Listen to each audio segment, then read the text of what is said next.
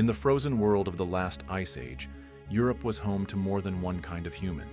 On one side, us, Homo sapiens, recent arrivals from Africa carrying new tools, art, and language. On the other, the Neanderthals, stocky, powerful survivors of the Ice Age, with a legacy stretching back hundreds of thousands of years. For centuries, storytellers have imagined what happened when these two species met. Epic battles, bloody hunts, a prehistoric war that ended with our ancestors victorious and the Neanderthals extinct. It's a compelling story. But is it true? The idea that humans fought Neanderthals isn't new. In fact, it's older than the science that disproves it.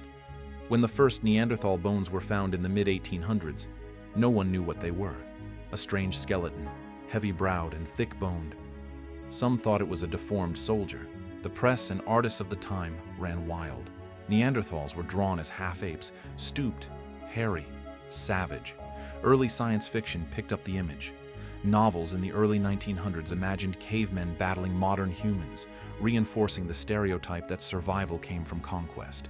Even in the 20th century, documentaries and textbooks often describe Neanderthals as evolutionary failures, clumsy, violent, doomed to be swept aside by superior humans. This is where the war idea comes from. It wasn't based on fossil evidence of conflict. It was based on cultural bias, on the assumption that the only way one group survives is by destroying another. But the truth is, Neanderthals weren't failed humans at all.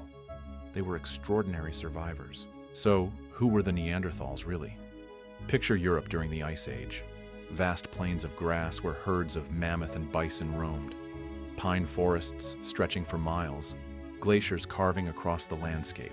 This was Neanderthal country. They lived here for over 300,000 years, longer than our species has existed. They were shorter and stronger than us, with barrel chests and powerful arms, perfectly adapted to cold climates. Their faces had broad noses, ideal for warming icy air. But strength wasn't their only asset. They had brains slightly larger on average than ours. They made finely crafted stone tools. They mastered fire. They hunted in coordinated groups, driving animals into traps or ambushes. They cared for the sick and injured. Their skeletons show Neanderthals who lived years after severe injuries, which means someone was looking after them. And perhaps most surprisingly, they were creative. We've found ornaments, pigments, and even cave art linked to Neanderthals. They weren't just surviving, they were imagining. In other words, Neanderthals weren't beasts waiting to be conquered. They were a kind of human, different, but deeply familiar. Now, imagine the moment our ancestors met them. Around 60,000 years ago, groups of Homo sapiens left Africa and began spreading into the Middle East and Europe. There, they found lands already occupied by Neanderthals. For thousands of years, the two species shared the same landscapes. Sometimes they were separated by mountains or rivers. Other times, they may have lived only valleys apart. So what happened? The easy story says, war. Humans invaded, Neanderthals fought back, and we wiped them out. But the archaeological record doesn't support this. We find no evidence of large-scale battles, no mass graves of Neanderthals slaughtered by human weapons. Instead, what we do find is more subtle, overlapping tools in the same caves, suggesting they used the same shelters at different times. Human DNA in Neanderthal skeletons and Neanderthal DNA in ours, proving interbreeding happened, not once, but many times. These weren't two armies. They were two peoples, sometimes clashing, sometimes connecting. So if humans didn't destroy Neanderthals in battle, why did they disappear? The answer is complicated, and it has less to do with violence and more to do with circumstance. Climate change. During the final millennia of Neanderthal existence, Europe's climate swung wildly between freezing and milder periods. This strained resources and disrupted ecosystems. Small populations. Neanderthals lived in smaller, scattered groups. That made them more vulnerable to disease, famine, or sudden loss of territory. Interbreeding. Rather than being exterminated, many Neanderthals were absorbed. Their genes live on in us today, influencing our immune systems, even our skin and hair. So it wasn't a war of extinction. It was slow, complex, and shaped by environment, chance, and connection. But if the science says otherwise, why do we still imagine epic human versus Neanderthal battles? Part of it is narrative. Human history is often told as a series of conquests, empires, invasions, victories. We like to imagine we've always won by force. There's also ego. The idea that we triumphed over a rival species reinforces the myth of our superiority, that we are the chosen survivors, smarter and stronger than anyone else.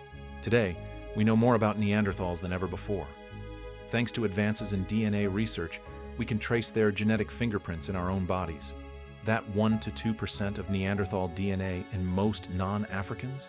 It influences how our immune system responds to diseases. Some Neanderthal genes even affect our risk for conditions like diabetes or depression.